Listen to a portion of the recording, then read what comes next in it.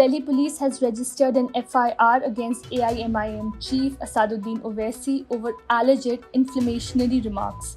Along with Owaisi, Swami Yati Narsinghanand, Nupur Sharma, Naveen Jindal, Sawa Naqvi are among the several other people against whom the FIR has been registered.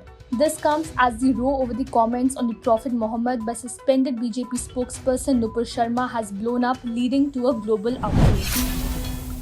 The Election Commission will announce the dates for the presidential polls at 3 p.m. on Thursday.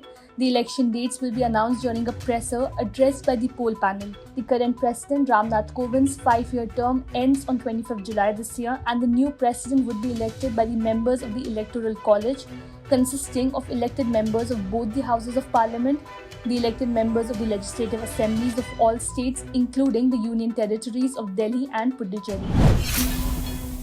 Security personnel deployed in Jammu and Kashmir, especially those in CRPF, will be equipped with high-tech gadgets for the first time to secure Amarnath Yatra amid concerns regarding the use of sticky bombs by terrorists.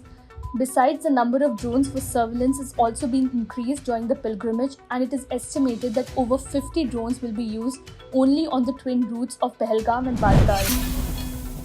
Fire broke out at 4 scrap godowns in Mankhurd area of Mumbai on Thursday. There was no report of any casualty as reported by a civic official. The blaze erupted around 10 am in the scrapyard located in the slum-dominated Mandala locality of Mankhurd suburb.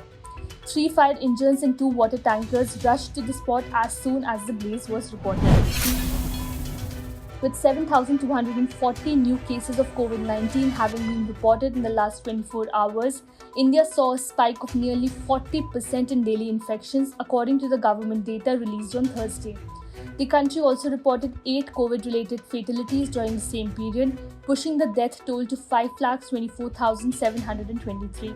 Mumbai and Kerala account for the majority of COVID-19 cases reported in the country.